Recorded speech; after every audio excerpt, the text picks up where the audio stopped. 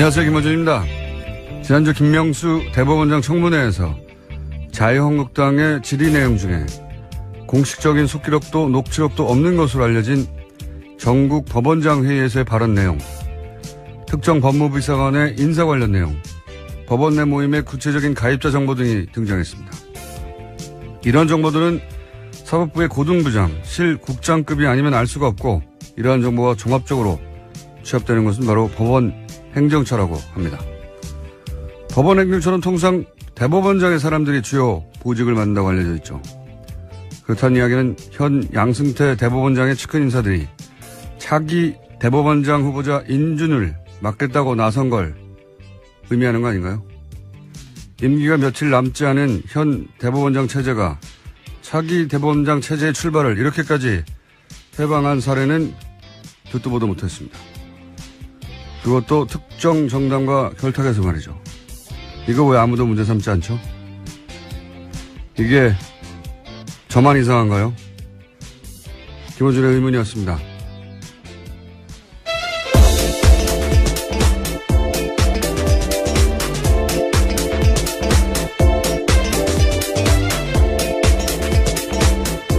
시사인의 김은지입니다. 자, 유엔 총회에서 그런지 관련 뉴스가 많죠. 예. 네, 계속해서 나오고 있는데요. 도널드 트럼프 미국 대통령이 현지 시각으로 19일 유엔 총회 연설했습니다. 미국이 위협받으면 북한을 완전히 파괴하는 선택 외에는 없다라고 강조했는데요. 북한을 타락한 국가로 규정하면서 북한이 전 세계를 위협하는 무모한 핵과 탄도미사일을 추구하고 있다고도 주장했습니다. 또 북한과의 어떤 무역도 불법적 행동이라고 지적을 하고 북한과의 경제관계 단절을 유엔 회원국에 촉구했습니다. 자, 트럼프 대통령이 뭐 이런 말 하는 건 한두 번이 아닌데, 매티스 국방장관도 또 관련해서 비슷한 말을 했죠. 네. 네, 강경 발언을 이어갔습니다. 서울에 큰 피해자를 입히지 않는 대북 군사 옵션이 있다라고 밝혀서 논란이 일고 있는데요. 현지 시각으로 18일에 미국 국방부 출입기자들과의 간담회에서 한 발언입니다. 서울을 중대한 위험에 빠뜨리지 않고도 북한에 취할 수 있는 군사 옵션이 있냐라는 기자들의 질문에 있지만 자세하게 얘기하지는 않겠다라고 말했습니다. 세상에 그런 게 어디 있습니까? 예. 1차 대전이 뭐 처음부터 뭐 탱크로 쐈나요? 예. 총 한 발로 시작된 건데. 자기네 무슨 어벤져스도 아니고. 실제로 미국 내에서 그런 비판이 나왔는데요. 예. MIT 내 핵 비확산 전문가인 비핀 나랑 교수 같은 경우에는요. 허핑턴 포스트에다가 극도로 영웅적인 가정이다라고 비판했습니다. 그런 말 했어요. 예. 이건 무슨 영화에나 나온 얘기입니다. 예. 말도 안 되는 소리인데. 근데 이 목적은 최근에 이렇게, 국방장관과 트럼프 대통령 모두 똑같은 메시지를 내는 것은 기본적으로 대중국 압박이라는 얘기를 뭐 국내에서도 하고 미국에서도 하고 다들 얘기를 합니다만 이 대상이 되는 지역에 살고 있는 우리로서는 굉장히 기분이 나쁜 얘기들이죠. 예. 불안감을 조정하고 있기 때문에요. 굉장히 문제가 있는 발언이죠. 그러니까요. 예. 중대한 위협에 빠뜨리지 않는 군사 예비라는 게 세상에 어디 있어요. 예. 총을 한 방만 쏴도 에스컬레이션 되는 것이고, 그리고 중대하다는 게 어느 정도 중대한 겁니까? 한 100만 명 죽으면 괜찮고 50만 명 죽으면 그런 건가요? 예. 우리가 거꾸로 이런 발언 좀 해야 되겠어요. 어디다 대고. 어디다 대고. 예. 진짜 워싱턴에 중대한 위험을 빠뜨리지 않고도 우리가 취할 수 있는 군사 옵션이 있다. 누가 이렇게 얘기해봐요. 가만히 있겠나. 이거 화내야 되는 뉴스예요, 다. 자기들이 뭔데 자꾸 이런. 자, 근데 관련 뉴스가 많아요. 이런 발언들. 뭐 말로 하는 거니까 기본적으로 정치하는 게. 유엔 사무총장도 또 여기에 대해서 한마디 했겠죠, 당연히. 네, 개막 연설에서 발언을 했습니다. 전 세계는 핵전쟁을 우려하고 있다면서 오늘날 핵무기에 대한 걱정은 냉전 종식 이후로 가장 높은 수준이라고 지적하면서요. 그러면서도 정치력이 필요한 시점이다라고 강조하고 있는데요. 험악한 발언들은 자칫 치명적인 오해로 이어질 수 있다면서 최근 도널드 트럼프 미국 대통령과 북한 김정은 위원장 간의 소위 말전쟁을 지적했습니다. 이 말전쟁 지적이야 뭐 전 세계가 다 하고 있는 거고요. 저희도 매번 하고 있는 거고요. 우리나라 언론만 지적을 안 해요. 중계만 하고 이렇게 말하였다라고 보도를 하고 나서 이렇게 말하는 게 우리한테 얼마나 나쁜 것인지 혹은 이렇게 말해서는 안 된다고 말해야 되는데 중계만 하는지 모르겠어요. 트위터랑 발언만. 네, 하는 언론도 이제 있습니다. 해설이 없어요. 해설이. 스포츠 중계가 아닌데 언론이 자기 입장을 가지고 그 발언들을 해석하고 비판할 건 비판해야 되는 거 아니겠습니까? 자, 거기 또 이런 발언들이 나오면 또 전문가들 나와서 또 논평하고 그럴 텐데. 네, 어제가 9.19 공동성명 12주년이었기 때문에 또 관련된 발언들이 미국 내에서 많이 나왔습니다. 특히 눈에 띄는 것은 크리스토퍼 힐 전 미 국무부 동아시아 태평양 담당 차관보 이야기였는데요. 이 사람이 육자회담 담당자였어요. 예, 주역이라고 볼 수 있습니다. 예. 일부에서 거론하고 있는 대북 선제 타격론에 대해서 비판했습니다. 북한의 핵무기를 모두 제거할 수 없다라는 건데요. 더 중요한 것은 동맹인 한국이 이를 받아들일 수 있느냐라는 문제라고 지적했습니다. 네, 당연히. 네, 인구 2천만이 있는 수도권에서 북한 방사포 사정권에 있는데 한국이 그 위험을 감수할 수 있느냐가 중요하다면서 어려운 선택이라고 지적한 겁니다. 불가능한 선택이죠. 예. 그리고 크리스토프 힐, 북한을 상대해서 실제 협상을 해서 결과를 내본 적이 있는 사람이죠. 이 사람은. 예, 9.19 공동성명은 굉장히 중요한 그 비핵 확산에 있어서 중요한 성명입니다. 그래서 이 사람의 기본 입장은 항상 대화가 협상과 대화로 이 문제를 풀어야 한다는 거고요. 그렇죠? 네, 그렇죠. 그런 말을 했을 텐데. 아닌가요? 네, 어제 핵 관련해가지고도 여러 가지 이야기들을 했습니다. 그러면서 북핵 문제 같은 경우에는 모두 용인하자라고도 볼 수 없고 현재 상황을 또 편하다고도 볼 수 없다라는 양쪽에 대한 비판도 같이 했었는데요. 북한과의 협상은 협상이면서 북한은 절대 핵을 포기하지 않을 거다라는 강경론에 대해서는 오히려 그러한 주장들이 오히려 강경파의 주장을 뒷받침해주고 있다라고 지적했습니다. 협상론자죠. 예. 그리고 이 사람이 평소에 이 사람뿐만 아니라 기본적으로 워싱턴의 정치가들이 똑같은 얘기지만 트위터 하지 말라고 하거든요. 네, 그런 이야기도 어제 나왔습니다. 한밤중에 트위터 메시지나 공개된 정상 간의 전화통화로는 부족하다라면서요. 트럼프에 대한 지적도 한 겁니다. 다 트럼프에 대한 지적이에요, 이게. 네, 직접적인 지적이라고 할 수 있죠. 이건 아주 직접적인 지적이요. 네. 아니, 이게 복잡한 외교 문제를 자기 광 파는 거죠, 광. 그걸 트위터로 파는 거죠. 예, 전문용어로 광 판다고 하는데. 이렇게까지 자기 광만 파는 대통령은 처음 봤어요, 정말. 자, 그런 이야기들이 오고 갔습니다. 북핵 관련해서. 유엔 총회가 있다 보니 다들 한마디씩 하고 있고요. 강경 발언이 있고 그 강경 발언에 대해서, 당신이 무슨 어벤져스냐 하는 비판 혹은 뭐 트위터로 되겠느냐. 합성해야 한다는 얘기도 있고. 문재인 대통령도 거기 가 있는데 관련해서 한 말 없나요?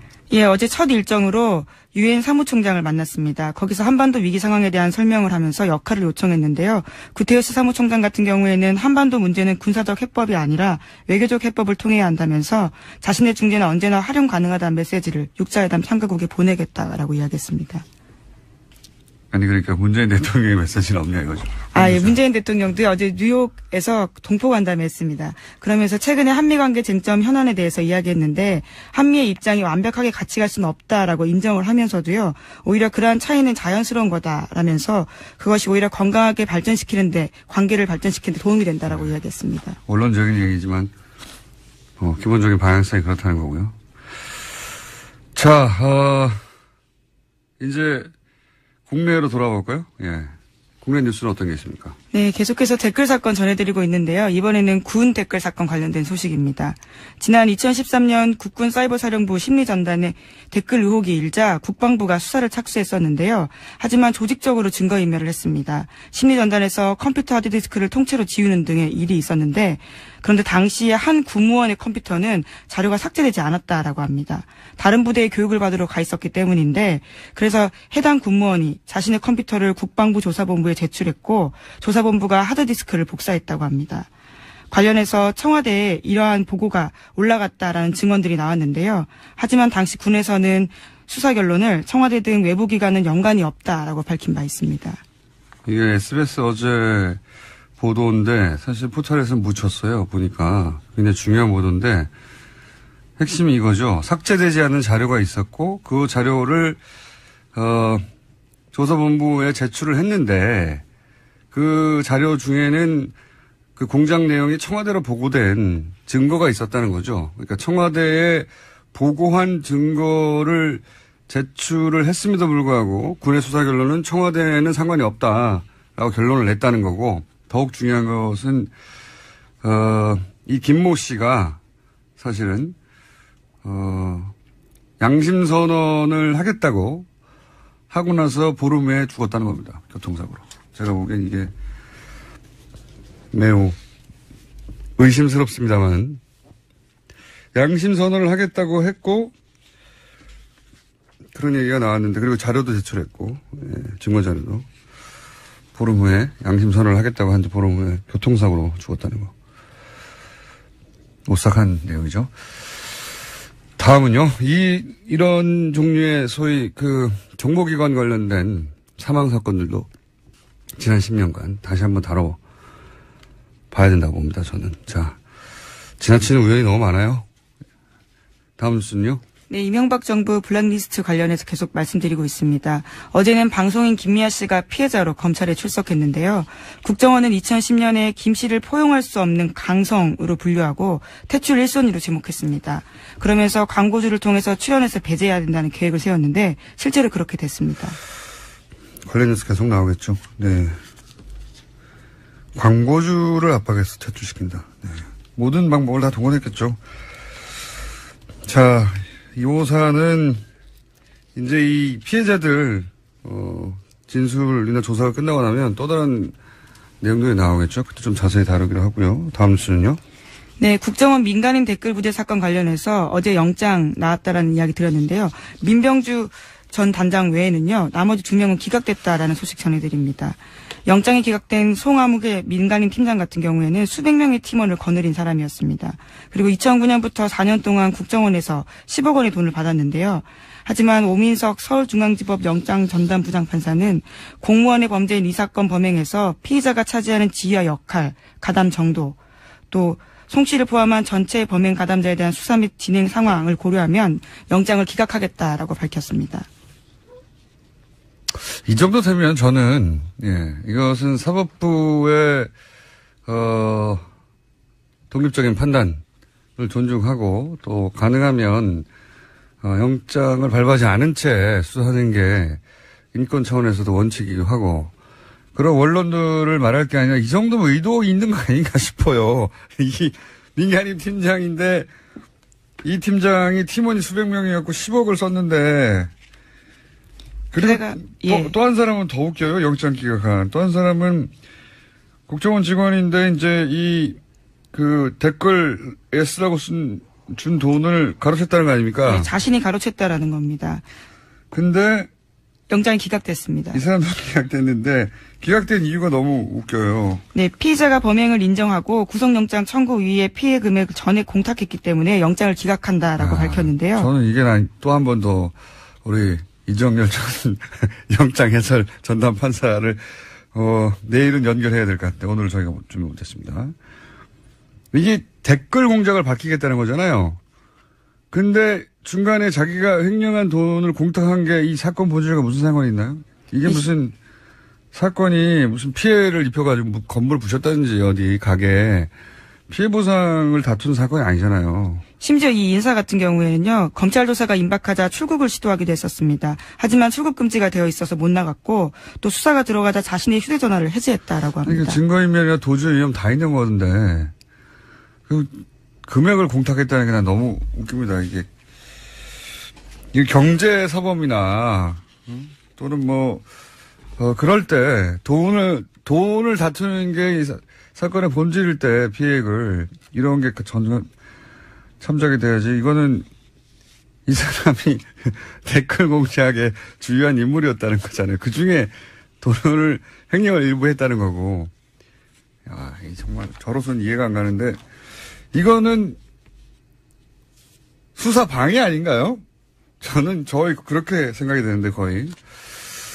자, 시간이 좀 남긴 했는데 오늘 미니가 있어요. 예, 양지열 변호사님 저 옆에 들어가서 이미 서 계시거든요. 네, 벌써 오고 있는데 제목만 읽고 끝내도록 하겠습니다. 네, 지난 15일에 오천 살인 사건 관계되어 있는 박용철 씨 유족이 진범을 찾아달라고 경찰청에 고소장 냈습니다. 관련해서 김정은 서울경찰청장은 기자간담회에서 사건이 내려오면 광역수사대에 배정하겠다라고 밝혔습니다.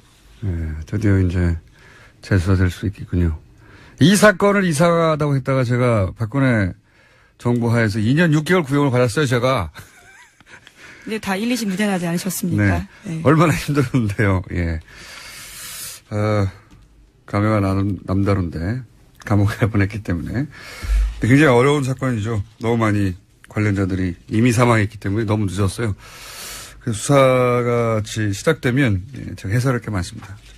자, 오늘 여기까지 하겠습니다. 시사인의 김은지였습니다. 감사합니다. 네, 옆에 서 있는 양지열 변호사님 앉아주세요.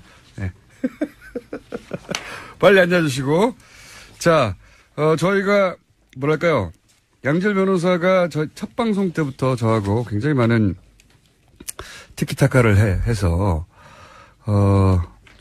제가 없을 때 방송도 진행하시잖아요. 예. 그렇게 가까워지면서 저희가 점점점 푸대접을 하고 홀대하면서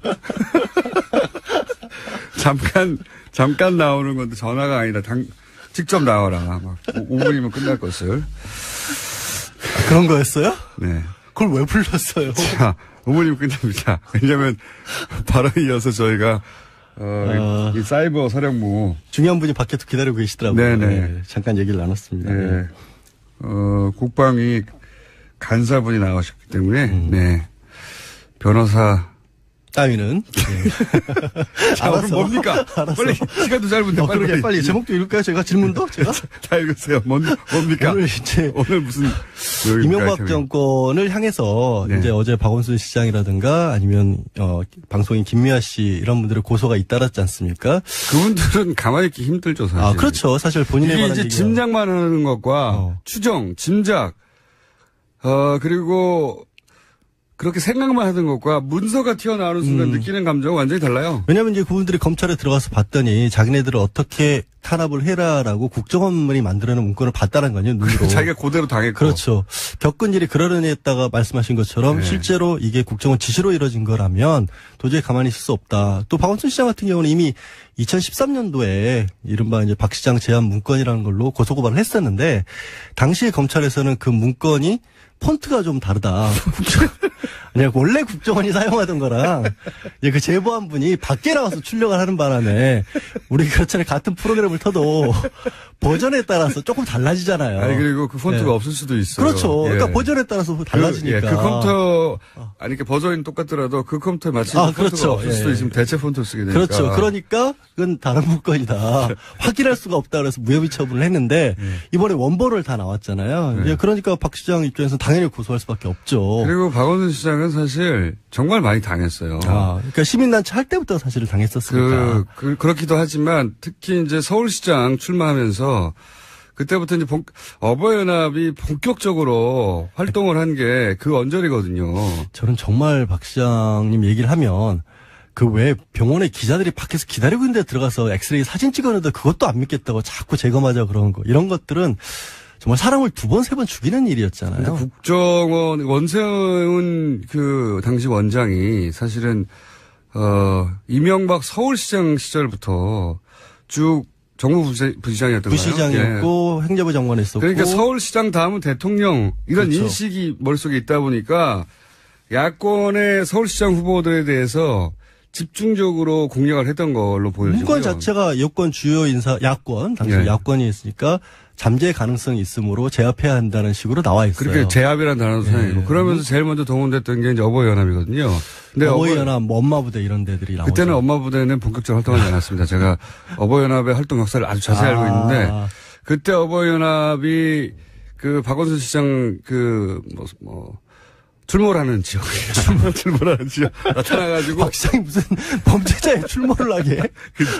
그때 정말 웃겼던 건 이거 방송 용어가 아닌데 구호를 그대로 전달해야 사실은 당시 어버이연합이 동원된 게 확실하다는 걸 알 수 있으니까. 저도 원순이 인연 나와 이거예요. 여성용으로 불렀었죠 당시에. 박원순 시장이 남자인지 몰랐어요. 몰랐죠. 모르는 사람들이 다 나와가지고 물러가라고 하는 거예요. 박원순 시장이 네. 남단지도 여단지도 모르는 어버이 연합이었어요 그때. 사실 이제 그러니까 동원된 거죠. 엄마부대 얘기를 했던 건 왜 그랬냐면 요즘에 유명해지셨잖아요. 주옥순 엄마부대 대표. 네. 얼마 전에 검찰 소환 조사를 받았는데 본인은 떳떳하다. 왜냐하면 돈 떼먹은 적 없다. 돈 떼먹은 적은 없다. 돈을 받은 건 맞는데. 제안을 했고 내가 제안 받은 바에 따라 다 일을 했다라는 식의 그런 진술을 했었기 때문에 돈을 받고 그런 일을 하면 안 된다는 인식이 없는 거죠. 그렇죠. 예. 예. 그러니까 정당한 일을 했다라고 생각을 하신 거죠. 뭐 그런 진술을 했다고 지금 알려졌습니다. 아버의 연합은 그때 활동 초창기였다니까요, 제가. 예. 박원순 서울시장이 남자인지 여자인지도 모른 채 떼거리로 몰려온 거예요, 거기에. 그래서 나오라고 막. 예. 예. 하여튼 이제 오늘 주제는 그건 아니고 박원순 시장은 남자분 맞습니다. 예, 저도 몇 번 뵀는데 남자분이 확실하고요.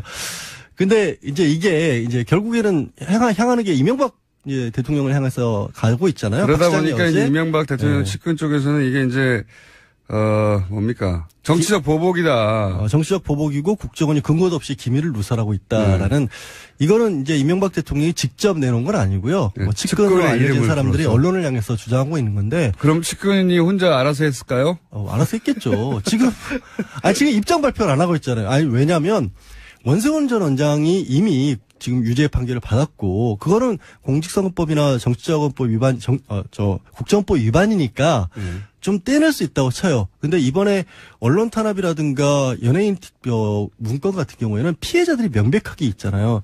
공무원의 불법 변호사님? 피고인에서 평상시처럼 한 20분 시간이 되신 줄 아나 본데. 예.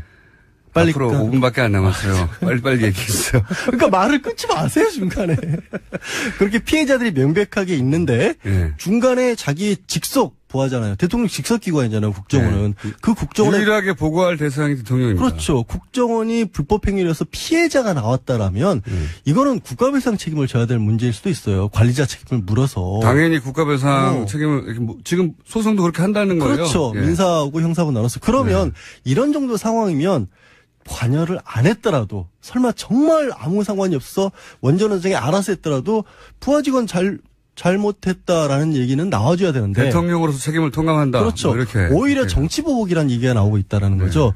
근데 기밀 누설이라는 얘기는 근거가 전혀 없는 게 현재 그 국정원에서 2개 TF가 가동 중이에요. 네. 개혁위가 하나 있고 적폐청산 TF가 있는데 적폐청산 TF가 지금 실제 국정원 내부의 서버들을 보고 있는 거죠. 저는 이 사건도 박 전 대통령 사건이랑 많이 유사하다고 보는데 그때 당시 컴퓨터 사용했던 것들이 메인 서버에 그대로 저장돼 있다는 것을 아마 몰랐던 사람들이 좀 있는 것 같아요.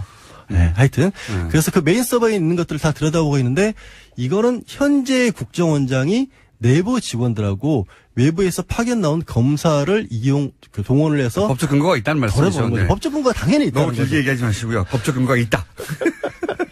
그리고 오케이. 정치 보복이냐? 정치 보복이다. 정치 보복이라면 없는 걸 만들어내거나. 그렇죠. 있지도 않은 사실을 조작해서 뒤집어 씌울 때 뒤집어 씌우거나 아니면 정말 콩알 많은 걸 가지고 정말 매주를 쓸 때 정치 보복이라고 하는데 지금은 있는 사실 그대로 나오고 있는 것 뿐이거든요. 여기에 대해서는 두 가지 다. 문서만 가지고 들이대고 있고 피해자들이 나와서 내가 이렇게 피해자갔다고 하는데 그 피해가 고스란히 문서에 써 있는 계획이야. 그렇죠. 계획이 실행된 결과로 그 피해자들이 나도 당했다고 나온 거거든요. 저도 이거 지금 들고 있는 게 그때 당시 KBS 추진방안 문건인데 말들이 정말 웃겨요. 음모 분쇄, 편파방송 획책, 뭐 고강도 인적 쇄신.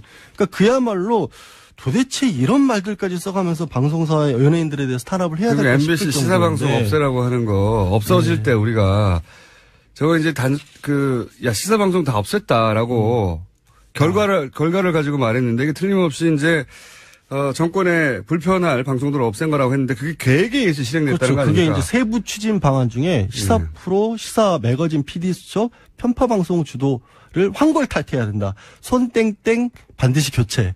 이런 손석기 사장. 아니 손땡땡이라고 돼 있다니까 왜 그러세요? 그거는 반드시 교체 이런 식으로 돼 있다. 언론에 배포할 때 그렇게 한 거고요.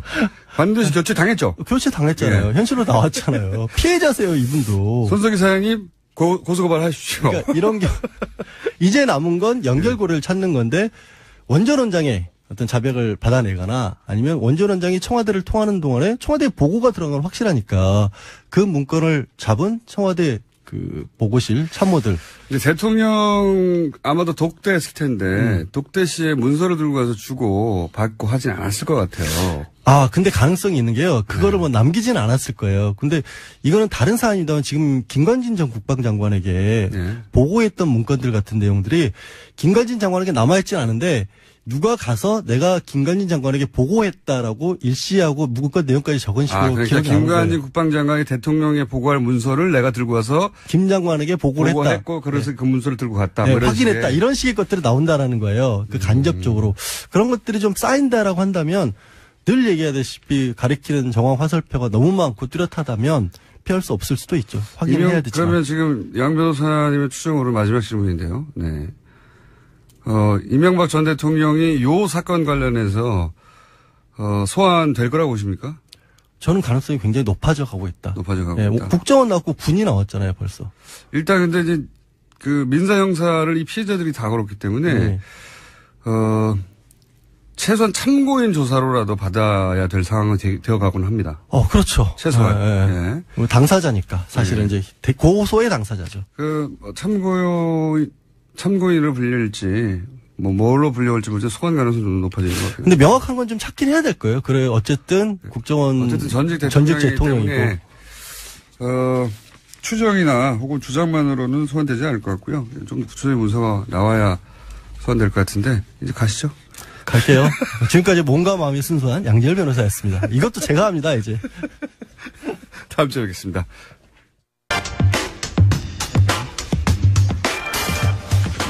이명박 정부 시절 사이버 사령부 댓글 조작 사건.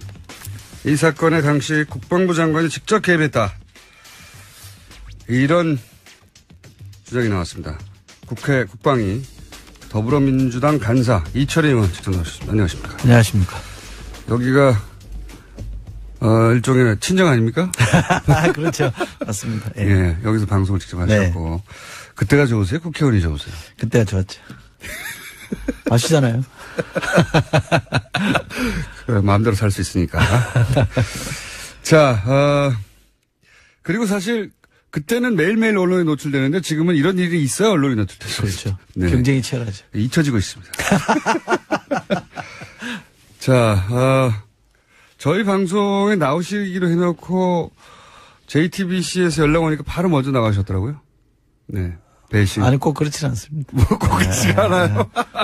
어젯밤에 나오셨는데. 제게는 김어준 총수도 소중하지만 손석희 사장도 소중합니다. 아니, 그러니까 우리랑 먼저 하기로 했어요. 우리를 나오고 나서 거기 나가셔야 되는데. 제가 TV잖아요. 내가 손석희 사장이라서 내가 인정하는 바입니다. 하지만 다음부터는 저희를 먼저 나왔어요. 꼭 먼저 뺏어가. 손석희 사장님 그러지 마세요. 섭외만 해놓으면 먼저,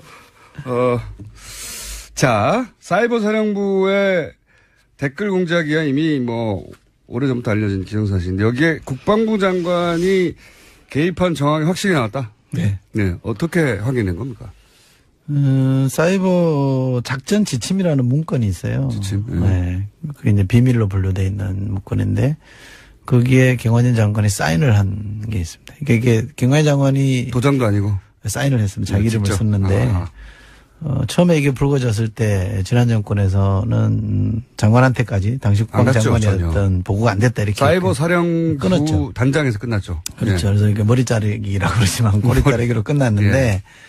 아무리 봐도 그건 상식적으로 이해가 안 되는 거거든요. 장관 모르게 뭘 할 수 있다는 국방부가 불가능합니다. 그래서 그 증거를 찾기 위해서 백방으로 노력했는데 그 문건이 이제 확인이 된 거죠. 그거는 분명한 팩트인 거고. 그래서 이 댓글 선거 개입과 정치 개입을 하는 댓글을 처음에 누가 기획했는지는 모르겠으나 그것도 조금 지나면 나올 겁니다만 최소한 국방 분야에서만큼 총지휘한 사람, 관리한 사람은 김관진 장관이다. 이건 좀 분명히 확인된 겁니다. 본인이 알고 있었다, 게다가. 그럼요. 보고도 수시로 받았습니다. 이게 이제 국방부가 그렇다고 청와대 몰래 네. 이걸 했다는 것도 상상할 수가 없는 일 아닙니까? 이게. 그것도 불가능하고요. 네. 거기 보면 사이버 사령부에서 군에 가보신 분들은 아시겠습니다만 일일 상황일지 같은 걸 쓰잖아요. 네네. 그 상황일지에 보면 청와대 BH라고 표현했습니다. 블루하우스라고 흔히 우리 쓰잖아요. BH 보고라는 문구가 여러 군데 나옵니다. 그 보고가 됐다는 얘기죠. 보고된 거죠. 예. 그리고 그 전에도 제가 아직 확인 중에 있습니다만 청와대 주재로 회의를 했다라는 얘기도 있거든요. 그것만 좀 이렇게 문서로만 확인되면 그것도 분명히 청와대까지 간 거는 분명하고 그러니까. 그렇죠. 예. 그러면 그것이 이제 이명박 전 대통령에게도 보고가 됐느냐 하는 건 또 한 번 단계를 넘어서야 되는 그렇죠. 거잖아요. 예. 거기까지는 아직 못 가신 거고. 그렇죠. 그러니까 김관진 당시 국방부 장관이 알고 있었고 그리고 청와대에 보고했다까지는 확인된 거네요. 그렇죠. 네. 그럼 김관진 전 국방부 장관이 사이버 사령부 댓글 공작 관련해서는 조만간 소환되거나 법적 책임을 물 대상이 되겠네요. 그건 뭐 저는 불가피하다고 봅니다. 지금 국방부 내에서도 재수사를 하고 있기 때문에 그 당시 축소 은폐 수사를 했거든요. 그렇죠. 상당히 축소를 했고요. 많이 덮었거든요. 없었다. 그렇죠. 네. 그걸 다시 꺼내서 지금 하고 있기 때문에 그러면 당시 국방장관이었던 김관진 전 안보실장에 대한 수사는 좀 불가피할 거라고 봅니다. 김관진 전 국방장관이 요즘 인기가 많아요. 뉴스에 너무 많이 등장하는데. 이분이 예. 2010년 후반 12월쯤인가요? 10월인가 12월쯤 장관이 됐기 때문에 네. 그리고 박근혜 정부 임기 끝까지 있었잖아요. 그러니까요. 그러니까 국방 분야 총괄한 지가 거의 한 7년 정도를 했단 말이에요. 국방장관 그리고 안보실장도 그렇죠. 하고. 그러니까 안보 라인을 사실 말씀하신 대로 한 7년 정도 책임졌지 않습니까? 그러니까 약실고가 6, 7년을 했기 때문에 이른바 손때가 다 묻어 있고요.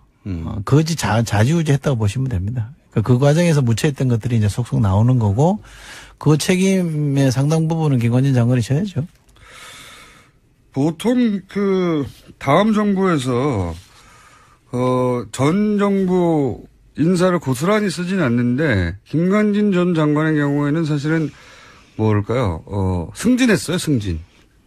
딱 그런 표현이 네. 정확하게 맞지는 않지만 뭐 이게 장관을 하다가 안보실장을 했으니까요. 예. 더 중요한. 근데 박근혜 정부에서도 그럼 김관진 전 장관이 기여한 바를 인정한 거라고 봐야 되는 거 아닙니까? 그런 점을 고려했겠죠. 처음에는 사실은 김병관이라고 기억하실지 모르겠습니다. 낙마했습니다. 청문회에서. 네. 그분을 장관 후보자로 내세웠다가 인사청문회 통과를 못하니까 할 수 없이 유임시키는 네. 그런 형식을 거치긴 했습니다만 김관진 장관이 기여를 했다는 것에 대해서는 뭐 알고 있었을 거라고 저는 짐작합니다. 그리고 요거 사이버 살인 관련해서는 제가 개인적으로 주목하는 사안 중에 하나가 이제 청와대에 보고하지 않았다고 이전 조사에서는 끝이 났었는데 근데 사실 최근에 나온 보도에 따르면 청와대에 보고했다는 문서를 이미 확보하고도 청와대까지 안 갔다고 꼬리 자르기를 했다 이런 거잖아요. 근데 이제 그 문서가 나온 것이 김모 국무원의 컴퓨터였는데 거기까지만 있으면 이제 지금까지 쭉 나왔던 여러 가지 일련의 보도 과정에서 이제 추가 정보가 나왔구나 싶겠는데 그 국무원이 또 하필이면 양심 선언을 하겠다고 얘기하고 나서 2주 후에 교통사고로 죽어요. 이상하지 않으십니까? 네, 그런 보도가 있었습니다. 어제 있었는데. 예. 저희도 그 좀 추적해오고 있던 중이었는데, 예, 보도가 있었습니다만, 당시에는 네. 의지만 있었으면 다 할 수 있었습니다. 곳곳에 증거가 남아져 있었는데, 네. 그 이후로 계속 파쇄하고 없애는 작업들을 했죠. 네. 그래도 저는 이제 진실을 숨길 수 없기 때문에 어딘가 남아있다고 봅니다. 그렇죠. 제 말은 이제 그 부분은 당연한데 제 말은 그게 아니라 하필 양심선언을 하겠다고 하고 이분이 했던 일을 보니까 지금 한참 문제가 되고 있는 그 사진 합성. 네. 예, 네. 담당자였다고 해요. 네. 근데 본인이 아니라 군무원이고 그리고 이제 이게 문제가 되니까 본인이 양심선언을 하겠다고 했는데 양심선언을 하겠다고 한 다음에 2주 후에 교통사고 너무 우연이지 않습니까? 네. 이상하게 생각 안 하십니까? 이상하죠. 이상하죠? 네. 네. 이거 혹시 더불어민주당 국방위에서 조사 좀 해볼 생각 없어요? 이거 국회 차원에서 조사해가지고는 뭐가 답이 안 나오고요. 국방부 내에 재수사 팀을 좀 만들었기 때문에 예, 그 팀에서 제대로 할 거라고 봅니다. 이상하다고 생각을 하시죠. 네네. 이상하다고 생각하시는지를 제가 확인한 거예요. 근데 김관진 전 국방장관, 안보실장은 최근에 또 연루된 사건들이 마구 튀어나와요. 45년 된 중고 헬기. 이게 어떻게 된 겁니까? 전후가 한마디로 요약하면 이게. 그러니까 45년 된 우리 헌이 헬기, 예. 우리 헌이 이제 군에서는 치누크라는 표현을 씁니다. 치누크 헬기라는 예, 표현을 쓰는데, CH 뭐든가요? 예, 그 치누크 헬기라는 표현을 쓰는데 이게 이제 D형이 있고 F형이 있습니다. 예. 그러니까 순서로 봐도 F형이 신형이죠. 예. 미군이 쓰던 D형을 미군 스스로가 F형으로 바꾸려고 합니다. 예. D형이 이제 도태시킬 네. 때가 된 거죠. 퇴역시키는 거죠. 예. 네, 돼서 이제 F형으로 바꾸기로 하고, 그러면 이게 쓰다 남은 거를 한국 정부 보고 사라 그런 거죠. 예. 이거 좀 사라라고 폐차 직전에 사라는 거 아니에요? 그렇죠. 자동차로 치면. 편지를 보냅니다. 예. 장관이, 당시 국방장관 기관이 덥석 그걸 받습니다. 아니, 군 전문가 그거 모를 리가 없는데요. 그걸 받아서 그냥 일사천리로, 예. 아침 조찬 회의를 통해서, 각 군별로 지시를 합니다. 너거는 뭐 하고, 너거는 뭐 하고, 너거는 뭐 해서 빨리빨리 진행을 해라. 이렇게 해서 일사천리로 쭉 진행이 된 건데, 예. 그러다 보니까 장관 뜻이 워낙 분명하니까 군의 사업이라는 건 타당성 조사라는 걸 하거든요. 그렇죠. 이게 도입해서 되는지 안 되는지 조사를 하는데, 그거를 장관이 내린 결론에 꽤 맞추는 거예요. 사라고 했으니까. 그러니까 이미 예. 결론은 나 있는 거죠. 사라고 했으니까 사야 만한 이유를 만들어내는 그렇죠. 거 나중에. 근데 그걸 들여다보면 근거가 없어요. 이게 수명이 뭐 한 25년 늘어날 수 있다라고 얘기를 하는데, 네. 그럼 근거가 뭡니까? 그럼 아무 근거 없습니다. 그냥 정비 잘하면 그럴 수 있답니다. 이런 건데. 기름칠하고 안 쓰는 거예요. 25년간 그런 거 가능할 수도 있죠. 더 재밌는 건 뭐냐면, 이거 만든 회사가 보잉사인데, 그 보잉사한테 확인해봤냐 그랬더니, 보잉사는 확인을 못 해준다 그러는 거예요. 확인해 줄 리가 없죠. 제조사는 확인을 못 해준다는 네. 거고, 우리 비행기는 항법 장치라는 게 있습니다. 네, 또 GPS. 생존 장치라는 네. 게 있고, 이런 거는 또 같이 못 판다 그런 거예요. 나중에 줄게. 이렇게 되는 거. 그걸 왜 비행기가 날아가려면 그게 필요한 거 아닙니까? 필요하죠. 작전을 수행하려면 그게 필요한 건데. 그걸 왜 나중에 줍니까? 그 작전을 수행을 못 하는 거죠. 그 다음에 좀 지나니까 이거 부품이 곧 단종됩니다 이러는 거예요. 그 기가 막힌 거죠. 그러니까 이 비행기는 사실은 쓸 만큼 썼으니까 박물관에 전시해놓고 그렇죠. 이제 예. 관람객들이 보면 돼요. 워싱턴 스미스소니언 박물관 같은 데 들어가야 그렇죠. 되는 겁니다, 이거. 예. 우리나라 전쟁기념관 이런 데 가면 되죠. 이거를 평생 군에 있었던 국방부 장관이 이거 2003년에 이미 단종된 모델이라고 그죠. 하는데 이미 단종도 됐고 군이 미 군에서 퇴역시키고 차기 버전으로 넘어간다는 걸 모른 채 샀을 리는 없고요. 그럼에도 네. 불구하고 산 이유는 뭐라고 보십니까? 미국이니까 사줬겠죠. 미국이니까 사준다고 하더라도 뭐 이유가 있을 거면 압력이 있다든가 도저히 견딜 수 없는 아니면은 압력이나 이권이 있다든가 사주면 좋은 둘 중에 하나지. 이거 기분이 갑자기 좋아가지고 사줘 1,500원어치 1,500원어치 모르겠는데 1,500억치 이게 말이 안 되잖아요. 차라리 압력입니까 이윤입니까 이게? 구체적인 압력이 있었다거나 예. 자기 이해관계가 있었다면 그게 확인된다면 차라리 저는 낫겠습니다. 미국이 그렇게 막 거세게 압력을 넣었기 때문에 마지못해 샀다. 또는 이거 내가 사주면 따로 뭐 뒤에 좀 생기는 게 있으니까 샀다 이러면 제가 차라리 이해는 하겠는데 아직까지 그렇게 볼 만한 정황은 없고요. 너무 깔끔하게 해서 없는 거 아닌가요? 생각이 더 문제인 거죠. 미국이 요구하니 당연히 들어줘야지. 그런 생각이 더 위험한 거죠. 그냥 워낙 친미적이어서 그랬다? 저는 그런 점이라고 봅니다. 그런 점도 있을 수 있다. 저는 이익이라고 보는데 이게 뭐 프라모델도 아니고 이게 1,500억이 무슨 껌값도 아니고 갑자기 뻔히 아는데 단종될 거. 여하간 지금 현재 기준으로는 그게 압력이 존재했는지 이권이 개입됐는지 혹은 단순히 본인이 워낙 미국을 숭상해 왔고 그랬기 때문인지는 확인이 안 됐다는 거죠. 네. 또 한 가지 그것만 하고 끝나면 또 모르겠는데 초계기 얘기도 나왔어요. 네. 이것도 뭡니까 초계기. 이거는 사실 좀 더 심각합니다. 금방 말씀하신 대로 지누크라는 헬기는 다 합쳐봤자 1,500억 정도 되는 사업인데 이 초계기는 S3B라는 겁니다. S하고 숫자 3하고 B라는 걸로 쓰는데 군에 참 이 영어 표현이 많더라고요. 근데 이 초계기인데 이거는 의사들도 비슷해요. 그러죠. 예. 네. 자기들끼리 알아보는 거 막 쓰잖아요. 알고 보면 별거 아니에요. 예. 그렇죠. 약 줘라 이런 얘기예요. 배 아프니까 약 줘라를 굉장히 어렵게 써놨더라고. 이거는 8천억이 넘는 돈. 8천억. 예. 예. 이거는 실제로요. 아리조나 사막에 그냥 퇴역시켜놓고 아리조나 사막에 전시해놨던 거예요. 처박아 놓은 거예요. 이렇게 곧 퇴역이 아니라 이미 퇴역된 사막에 전시해놨던 처박아 놓은 거라니까요. 그걸 사겠다고 한 거예요. 예? 야. 근데 이건 진짜 큰일 날 뻔한, 이거 정상적으로 와서 사는 건데, 뭐 때문에 중간에 수습됐냐면, 작년에 북한이 SLBM을 샀잖아요. 네. 죄송합니다. SLBM을 쏘니까 이 초기 가지고는 감당이 안 된다.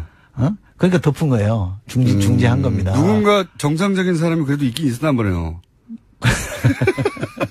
그렇죠. 네. 누군가 막았겠죠. 아마 저는 이렇게 되지 않았을까 싶어요. 이거 너무한 거 아니야?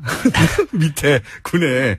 아니, 이제 군이 다 바보거나 멍청하거나 그게 아니지 않습니까? 거기 얼마나 유능하고 똑똑한 사람도 있겠어요. 그럼요. 근데 이제 군의 특성상 장관이 하라고 해야 되는데 이거 너무한 거 아니야? 요거는 요것도 김관진 장관 시절인데 네. 요거는 구체적으로 이거 해라라고 지시는 안 하고요. 2012년 12월에 갑자기 장관이 TF를 만들려고 그러는데 그 TF 역할이 뭐냐면 대잠수함 작전을 어떻게 할 건지 TF를 만들어라고 하니 그 TF가 만들어져요. 그리고 결론을 내놓습니다. S3B라는 초계기를 사야 된다. 살 수밖에 없는 결론을 내놓습니다. 내놓고. 그리고 진행을 하는 거거든요. 그런 결론이 정상적으로 날 수 없는 거 아닙니까? 사막에 있는데 지금. 태역해가지고. 제 생각에는 이제 사기로 하는 국방장관의 결정이 있은 다음에 그것을 뒷받침하는 회의를 거꾸로 열고. 그렇죠. 논리를 개발을 했는데 그 중에 누군가가 영원한 건 아니지 않습니까? 국방장관이. 그럼요. 자기가 이 결정 과정 속에 있었다가 나중에 큰일 날까 싶어서. 그리고 이게 국가 차원에서 보자면 너무나 터무니없는 거니까. 네. 엄청난 낭비니까. 거꾸로 이번에는 안 되는 이유를 또 중간에 보고를 했다든가 반대를 하지 않았을까. 그렇죠. 해도 너무한다. 그렇죠. 네. 최소한 이 헬기는 2년인가 3년 남았었잖아요. 태역으로부터. 얘는 이미 퇴역된 거라면서요. 비행기가 공항에 있지 않고 사막에 지절돼 있었다면서요. 초계기라는 게 잠수함 활동을 이렇게 탐지하는. 그렇죠. 거잖아요. 네. 그러니까 북한이 뭐 잠수함이 많다 그러잖아요. 그것도 뭐 그 성능은 떨어집니다만 SLBM을 쏠 수 있다 그러니까 어쨌든 그 잠수함 작전 하기 위한 초계기를 도입하는 건데 그야말로 지금 말씀하신 다 떨어진 걸 갖고 오겠다고 했는데 SLBM을 쏴버리니까 해도 너무하다. 이건 도저히 안 되겠다. 그래서 누군가가 이거는 진짜 나중에 크게 문제가 됩니다. 그렇죠. 라고 해서 막은 거지. 이게 작년 10월에 바꿨어요. 안 하기로. 그리고 또 한 가지 또 저희 가설은 최순실 게이트 터지면서 큰일 났다. 이거 빨리 다 덮어라. 이렇게 된 게 아니고. 그렇게 얘기할 수 있죠. 왜냐하면 이 초계기는 로키드 마틴이거든요. 그때 당시 로키드 마틴 얘기가 엄청 나왔지 않습니까? 그러니까 한간에 이제 김관진 전 장관과 로키드 마틴이 뭐 가깝다 이런 소문들이 많아서 마침 초계기가 로키드 마틴 거고 규모도 한 8천억 정도 되니까 그런 의심들을 할 수밖에 없는 거죠. 발을 뺐다 갑자기 이렇게 생각 둘 중에 하나가 아니면 두 개가 합쳐졌든가. 작년 10월이면 이제 누가 통제할 수 없는 상황이었죠. 그러니까요. 네. 이미 탄핵 절차에 들어가 있으니까. 그런 의심이 매우 많이 드는 사안이고 로키드 마틴 얘기하니까 마지막으로 한 가지만 더 질문드리면 이 대선 기간에 미국도 대선 끝나고 얘기하자고 했던 사드가 갑자기 기습 배치가 됐잖아요. 그리고 정권 교체되고 나서 사드 이거 도대체 어떻게 배치된 거야? 제대로 보고도 안 하고 라고 들여다보려고 했는데 말들도 다르고 사실대로 말을 안 해줘가지고 확인이 제대로 안 됐어요. 지금은 됐는지 모르겠는데 그때 당시 문제가 불거졌을 때는 확인을 못한 채 언론에서도 대통령도 이해할 수가 없다라고 하고 그런데 이제 안보실장이 김관진 실장이었고 당시 총책임자였죠. 대통령 유고니까 사드가 왜 그런 식으로 배치되었는가 하는 것에 대해서 지금 빙긋이 웃으시는 거 보니까 조사를 안 했을 리가 없고 그 사이에 국방위에서 제가 계속 들여다보고 있는 것 중에 하나인데요. 네. 오늘 드릴 수 있는 말씀은 이겁니다. 계속 들여다봤더니 보입니까? 네, 보이고 있습니다. 네. 뭐가 보인다? 그 당초에 한미 간에 합의한 사드 배치 스케줄이 있었어요. 그러니까요. 네. 그게 금년이죠. 네. 2017년 하반기입니다. 네. 근데 이게 어느 날 갑자기 땡겨져요. 그 대선 후라고 했다가 땡겨집니다. 땡겨지죠. 갑자기. 그 땡겨지는 과정 중에 예. 김관진 장관이 대통령이 그 6호시잖아요. 그렇죠. 그 상황인데 대통령이 없어요 그때는. 미국을 2번씩이나 방문합니다. 혼자서. 예. 그것도. 예. 그리고 갔다 오고 나서 이게 땡겨집니다. 그러니까요. 예. 그래서 미국 가서 알아서 찾아가서 미국의 압력을 받고 왔냐? 아니면 압력을 있는 곳을 향해 날아갔다가 왔느냐? 받고 왔냐? 아니면 스스로 가서 예. 그 형식을 빌어서 미국을 설득해서 빨리 하겠다라고 한 거냐? 아니면 미국이 오라고 거기서 보자고 해서 가서 만나서 간 저는 거냐? 지금까지 저의 잠정적인 결론은 후자입니다. 우리 정부가 당겼다고 저는 봅니다. 지난 정부죠. 그러니까 김관진 안보실장을 추구하는 안보라인이 대통령 6호시에 사드를 다음 정권에서 사실은 올해 말에 하기로 돼 있었는데 이걸 알박기라 그러죠. 그러니까 알박기를 한 건데 여기에 록히드 마틴과의 관계나 혹은 뭐 미국과의 거래나 여기서 미국이라 하면 모호합니다만 어쨌든 거래 이런 정황도 조금씩 나옵니까? 그 미국의 군수업체와의 거래는 아직 뭐 제가 모르겠고. 확인할 수 있는 선이 아니라서. 네. 근데 이게 미국이 요구한 게 아니라 박근혜 정부의 안보 라인이 오히려 나서서 우리가 하겠다고 해버린 거다. 제가 본 바로는 잠정 결론이 그렇습니다. 이때까지 들여다본 바로는 네.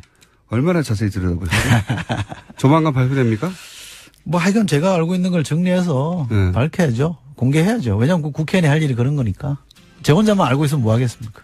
네. 곧 밝혀질 예정이라고 합니다. 이철희 의원이었습니다. 감사합니다. 고맙습니다.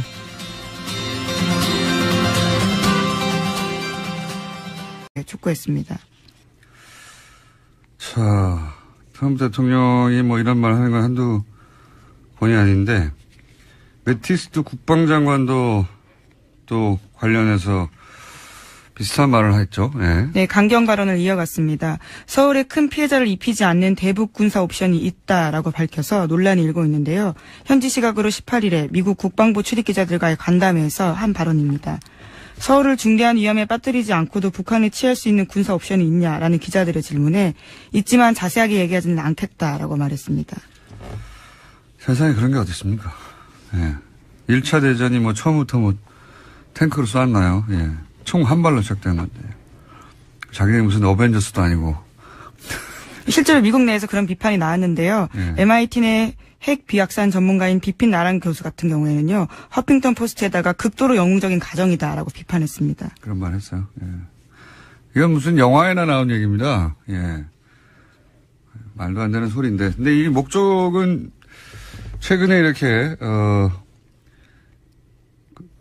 국방장관과 트럼프 대통령 모두 똑같은 메시지를 내는 것은 기본적으로 대중국 압박이라는 얘기를 뭐 국내에서도 하고 미국에서도 하고 다들 얘기를 합니다만 이 대상이 되는 지역에 살고 있는 우리로서는 굉장히 기분 나쁜 얘기들이죠. 예. 불안감을 조정하고 있기 때문에요. 굉장히 문제가 있는 발언이죠. 그러니까요. 예. 중대한 위협에 빠뜨리지 않는 군사 예비라는 게 세상에 어디 있어요. 예. 총을 한 방만 쏴도 에스컬레이션 되는 것이고 그리고 중대하다는 게 어느 정도 중대한 겁니까? 한 100만 명 죽으면 괜찮고 50만 명 죽으면 그런 건가요? 예. 우리가 거꾸로 이런 발언 좀 해야 되겠어요. 어디다 대고 관련해서 유엔 총회가 있다 보니 다들 한마디씩 하고 있고요. 강경 발언이 있고 그 강경 발언에 대해서 당신이 무슨 어벤져스냐 하는 비판 혹은 뭐 트위터로 되겠느냐 합성해야 한다는 얘기도 있고 문재인 대통령도 거기 가 있는데 관련해서 한 말 없나요? 예, 어제 첫 일정으로 유엔 사무총장을 만났습니다. 거기서 한반도 위기 상황에 대한 설명을 하면서 역할을 요청했는데요.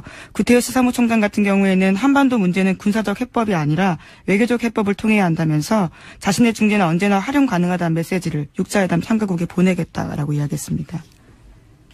아니 그러니까 문재인 대통령의 메시지는 없냐 이거죠. 예, 문재인 대통령도 어제 뉴욕에서 동포 간담회 했습니다. 그러면서 최근에 한미 관계 쟁점 현안에 대해서 이야기했는데 한미의 입장이 완벽하게 같이 갈 수는 없다라고 인정을 하면서도요. 오히려 그러한 차이는 자연스러운 거다라면서 그것이 오히려 건강하게 발전시키는데 관계를 발전시키는 데 도움이 된다라고 이야기했습니다. 원론적인 얘기지만 기본적인 방향성이 그렇다는 거고요. 자, 이제 국내로 돌아볼까요? 예. 국내 뉴스는 어떤 게 있습니까? 네, 계속해서 댓글 사건 전해드리고 있는데요. 이번에는 군 댓글 사건 관련된 소식입니다. 지난 2013년 국군 사이버사령부 심리전단에 댓글 의혹이 일자 국방부가 수사를 착수했었는데요. 하지만 조직적으로 증거인멸을 했습니다. 심리전단에서 컴퓨터 하드디스크를 통째로 지우는 등의 일이 있었는데 그런데 당시에 한 군무원의 컴퓨터는 자료가 삭제되지 않았다라고 합니다. 다른 부대에 교육을 받으러 가 있었기 때문인데 그래서 해당 군무원이 자신의 컴퓨터를 국방부 조사본부에 제출했고 조사본부가 하드디스크를 복사했다고 합니다. 관련해서 청와대에 이러한 보고가 올라갔다라는 증언들이 나왔는데요. 하지만 당시 군에서는 수사 결론을 안녕하세요. 김원준입니다. 지난주 김명수 대법원장 청문회에서 자유한국당의 질의 내용 중에 공식적인 속기록도 녹취록도 없는 것으로 알려진 전국 법원장 회의에서의 발언 내용, 특정 법무부비서관의 인사 관련 내용, 법원 내 모임의 구체적인 가입자 정보 등이 등장했습니다. 이런 정보들은 사법부의 고등부장, 실국장급이 아니면 알 수가 없고 이러한 정보가 종합적으로 취합되는 것은 바로 법원 행정처라고 합니다. 법원 행정처는 통상 대법원장의 사람들이 주요 보직을 맡는다고 알려져 있죠. 그렇다는 이야기는 현 양승태 대법원장의 측근 인사들이 차기 대법원장 후보자 인준을 맡겠다고 나선 걸 의미하는 거 아닌가요? 임기가 며칠 남지 않은 현 대법원장 체제가 차기 대법원장 체제의 출발을 이렇게까지 해방한 사례는 듣도 보도 못했습니다. 그것도 특정 정당과 결탁해서 말이죠. 이거 왜 아무도 문제 삼지 않죠? 이게 저만 이상한가요? 김원준의 의문이었습니다.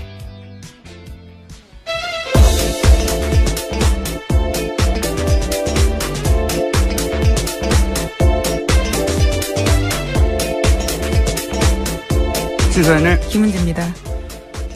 자, 유엔 총회에서 그런지 관련 뉴스가 많죠. 예. 네, 계속해서 나오고 있는데요. 도널드 트럼프 미국 대통령이 현지 시각으로 19일 유엔 총회 연설했습니다. 미국이 위협받으면 북한을 완전히 파괴하는 선택 외에는 없다라고 강조했는데요. 북한을 타락한 국가로 규정하면서 북한이 전 세계를 위협하는 무모한 핵과 탄도미사일을 추구하고 있다고도 주장했습니다. 또 북한과의 어떤 무역도 불법적 행동이라고 지적을 하고 북한과의 경제관계 단절을 유엔 회원국에 중요한 것은 동맹인 한국이 이를 받아들일 수 있느냐라는 문제라고 지적했습니다. 네, 당연히. 네, 인구 2천만이 있는 수도권에서 북한 방사포 사정권에 있는데 한국이 그 위험을 감수할 수 있느냐가 중요하다면서 어려운 선택이라고 지적한 겁니다. 불가능한 선택이죠. 예. 그리고 크리스토프 힐, 북한을 상대해서 실제 협상을 해서 결과를 내본 적이 있는 사람이죠. 이 사람은. 예, 9.19 공동성명은 굉장히 중요한 그 비핵 확산에 있어서 중요한 성명입니다. 그래서 이 사람의 기본 입장은 항상 대화가 협상과 대화로 이 문제를 풀어야 한다는 거고요. 그렇죠? 네, 그렇죠. 그런 말을 했을 텐데. 아닌가요? 네, 어제 핵 관련해가지고도 여러 가지 이야기들을 했습니다. 그러면서 북핵 문제 같은 경우에는 모두 용인하자라고도 볼 수 없고 현재 상황을 또 편하다고도 볼 수 없다라는 양쪽에 대한 비판도 같이 했었는데요. 북한과의 협상은 협상이면서 북한은 절대 핵을 포기하지 않을 거다라는 강경론에 대해서는 오히려 그러한 주장들이 오히려 강경파의 주장을 뒷받침해주고 있다라고 지적했습니다. 협상론자죠. 예. 그리고 이 사람이 평소에 이 사람뿐만 아니라 기본적으로 워싱턴의 정치가들이 똑같은 얘기지만 트위터 하지 말라고 하거든요. 네, 그런 이야기도 어제 나왔습니다. 한밤중에 트위터 메시지나 공개된 정상 간의 전화통화로는 부족하다라면서요. 트럼프에 대한 지적도 한 겁니다.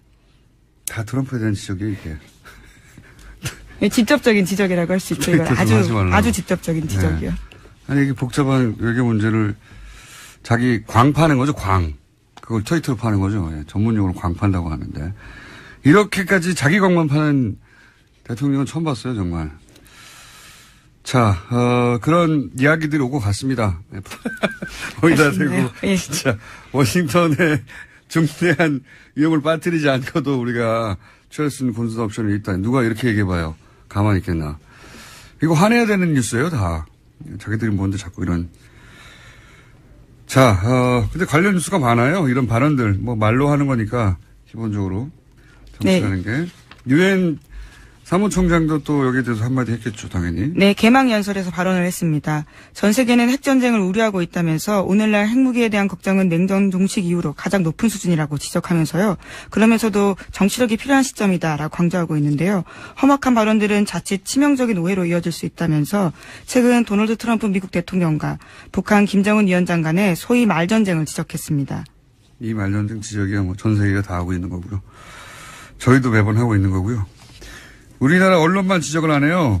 중계만 하고 이렇게 말하였다라고 보도를 하고 나서 이렇게 말하는 게 우리한테 얼마나 나쁜 것인지 혹은 이렇게 말해서는 안 된다고 말해야 되는데 중계만 하는지 모르겠어요. 트위터랑 발언만. 네, 하는 언론도 이제 있습니다. 해설이 없어요. 해설이. 스포츠 중계가 아닌데 언론이 자기 입장을 가지고 그 발언들을 해석하고 비판할 걸 비판해야 되는 거 아니겠습니까? 자, 거기 또 이런 발언들이 나오면 또 전문가들 나와서 또 논평하고 그럴 텐데. 네, 어제가 9.19 공동성명 12주년이었기 때문에 또 관련된 발언들이 미국 내에서 많이 나왔습니다. 특히 눈에 띄는 것은 크리스토퍼 힐 전 미 국무부 동아시아 태평양 담당 차관보 이야기였는데요. 이 사람이 육자회담 담당자였어요. 예, 주역이라고 볼 수 있습니다. 예. 일부에서 거론하고 있는 대북 선제 타격론에 대해서 비판했습니다. 북한의 핵무기를 모두 제거할 수 없다라는 건데요. 더